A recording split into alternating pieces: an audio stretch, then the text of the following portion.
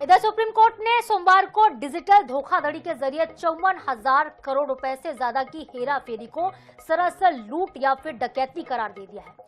साथ ही केंद्र सरकार को आरबीआई, बैंकों और दूरसंचार विभाग जैसे हितधारकों के साथ परामर्श करके ऐसे मामलों से निपटने के लिए एक मानक संचालन प्रक्रिया को तैयार करने का निर्देश दिया।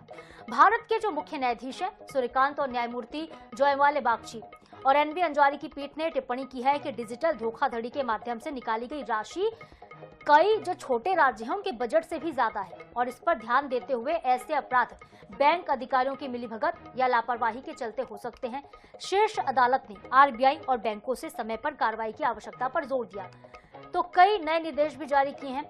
इसने गृह मंत्रालय से भारतीय रिजर्व बैंक की मानक संचालन प्रक्रिया यानी कि एसओपी और दूरसंचार विभाग की इसी तरह की एसओपी या फिर निर्णय पर विचार करने और ऐसे अपराधों से प्रभावी ढंग से निपटने के लिए 4 सप्ताह के भीतर एक समझौता ज्ञापन का मसौदा तैयार करने को भी कहा गया।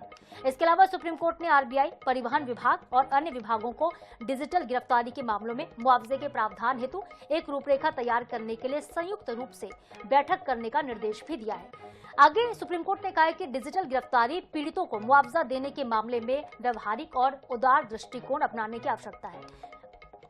तो याचिका पर अगली सुनवाई 4 सप्ताह के बाद के लिए स्थगित कर दी गई है। 4 सप्ताह के बाद इस पर फिर से सुनवाई होगी। डिजिटल धोखाधड़ी पर सुप्रीम कोर्ट ने बिल्कुल सख्ती बरती, कहा कि कई राज्यों के बजट से भी धोखाधड़ी की जो रकम है बहुत ज्यादा है और इस पर अब संज्ञान लेने की आवश्यकता है।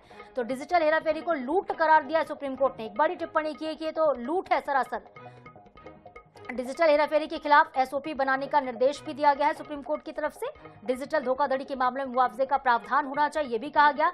तो सुप्रीम कोर्ट ने एक महत्वपूर्ण टिप्पणी की है पूरे मामले को लेकर, जिससे देखिए साइबर क्राइम की घटनाएं बढ़ रही हैं, लगातार डिजिटल अरेस्ट की घटनाएं बढ़ रही हैं, साइबर लूट बढ़ती जा रही है, कभी लिंक के नाम पे, कभी इनविटेशन कार्ड के नाम पे, तरह तरह से जो साइबर ठग हैं लोगों को ठगने का काम कर रहे हैं। और अगर ठगी के आंकड़ों पर नजर डालें तो ये आंकड़े कई छोटे राज्यों के बजट से भी ज्यादा निकले हैं और ये वजह कि सुप्रीम कोर्ट ने इस पर न सिर्फ चिंता व्यक्त की बल्कि सख्ती भी दिखाई और कहा कि इसके लिए अब एसओपी बनानी चाहिए।